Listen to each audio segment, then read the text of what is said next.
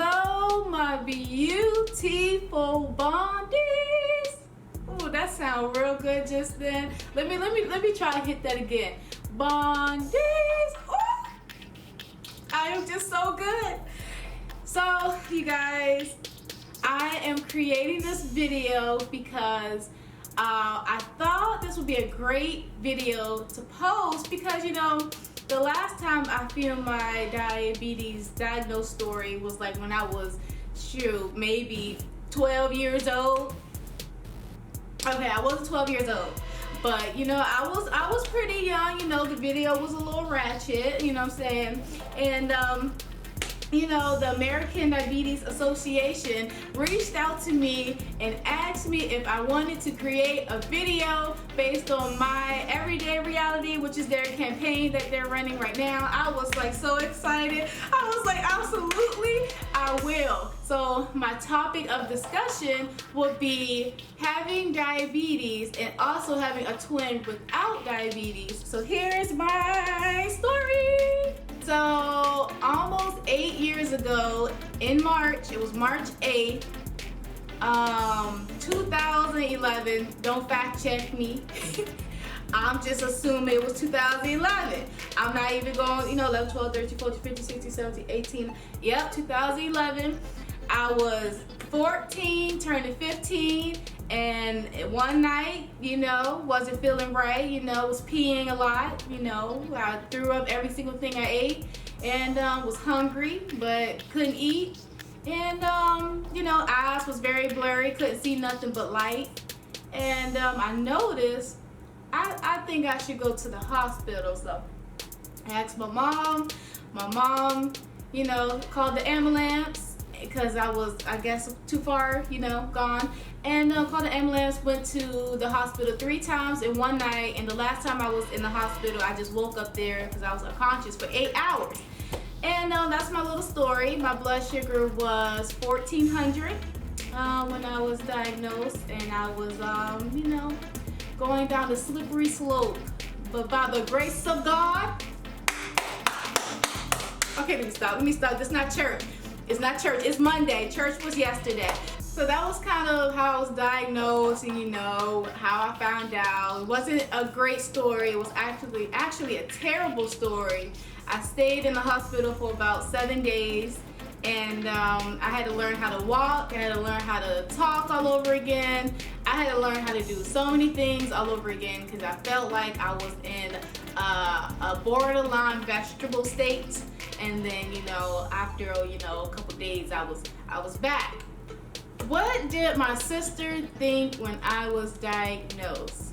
What my sister thought, she thought since we were twins that she will end up having type 1 diabetes as well.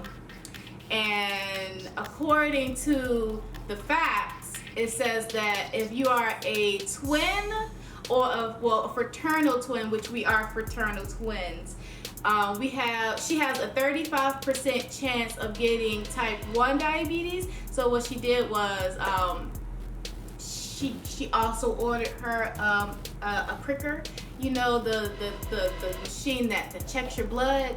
She got her one of those. She got her some test strips, and every time she feels sick, she always pricking her finger and all of that, just scared.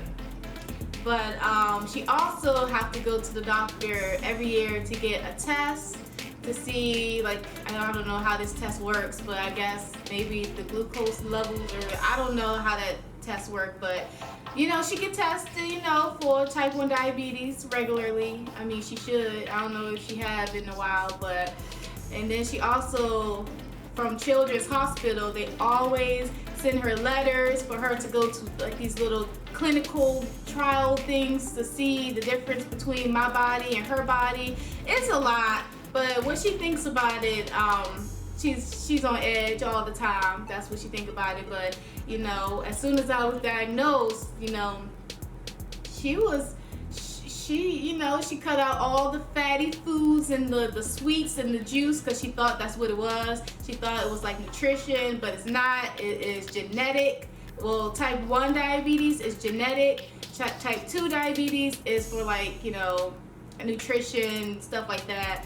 But my great-grandfather had, not my great-grandfather, my grandfather had type 1 diabetes. And I guess I somehow was the lucky one, you know. That's all right. I mean, I'll take it.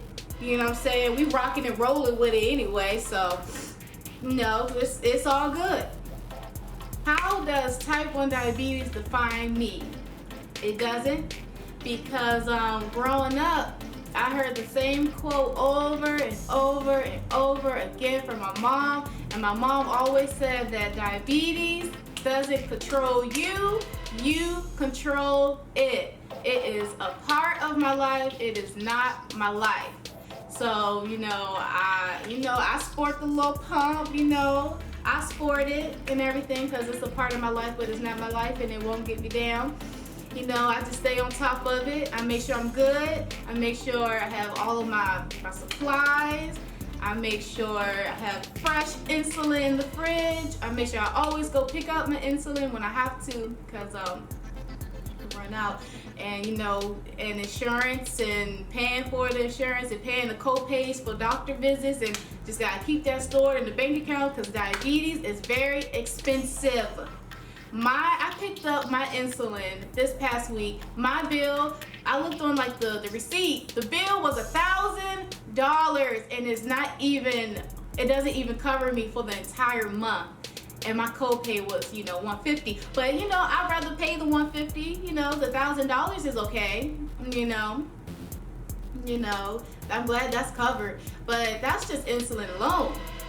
Okay, I'm trying to let you know, because I also have a CGM, I have pump supplies, you know, and that alone, I don't even want to know how much that is, because we won't want to get into that.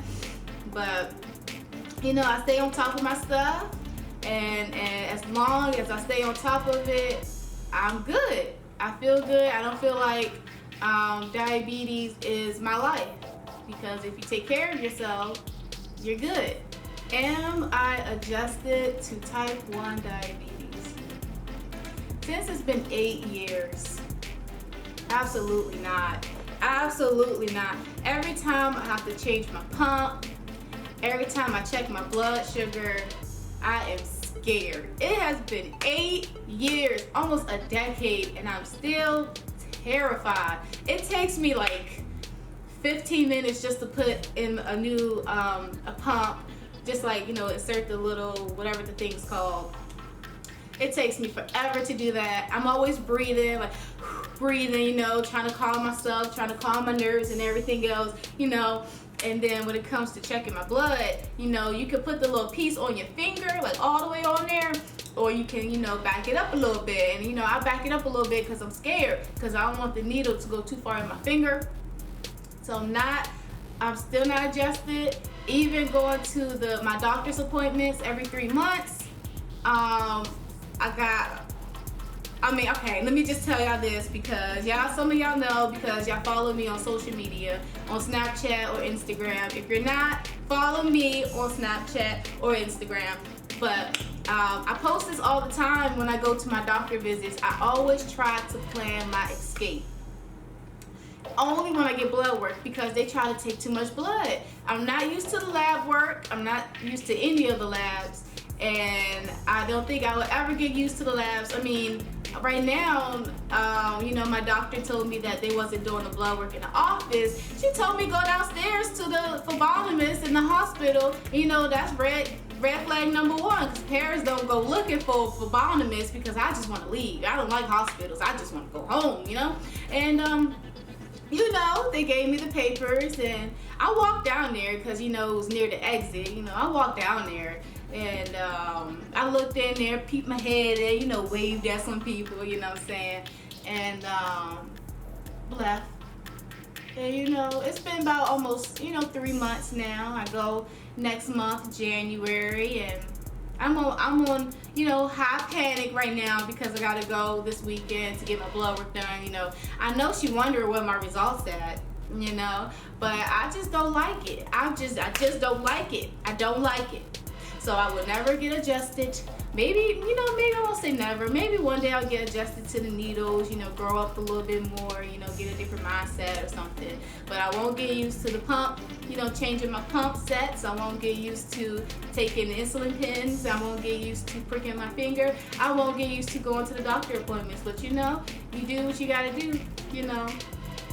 That's the only thing I don't do is blow work. You know, I'll do it, but, you know, I try to hide from it a lot, you know. So that's the only thing I recommend you don't do. The only thing that I need to work on. But everything else is good, you know. I make sure everything's on top, you know. Everything is, you know, handled and stuff, you know. But, you know, I just wanted to share my little story, answer a couple questions. But if you guys have any questions or you want me to do like a Q&A or anything, definitely let me know, because I would love to do a Q&A on type 1 diabetes. I would love to, I would love to, I would love to. And if you have any questions, put in the comments. I hope you guys enjoyed this wonderful video. And I am definitely super honored to even have this opportunity from the American Diabetes Association to create this video for you guys. And if you guys so kindly will find it deep in your heart to just give and donate to the American Diabetes Association, that would be so great. I will leave a link in the description. And all of my fellow diabetics, type 1, type 2, gestational, all of the above diabetes, I just want you to know that you are strong, you are kicking butt out here. You keep up doing you do your thing, and you don't let diabetes define you. You control it. Quote of the day from my mama. Don't let diabetes control you, you control it. I don't know where I was going with that. I tried to make it, you know, motivational and everything, but yeah, I got to go. Donate today, please. Thank you.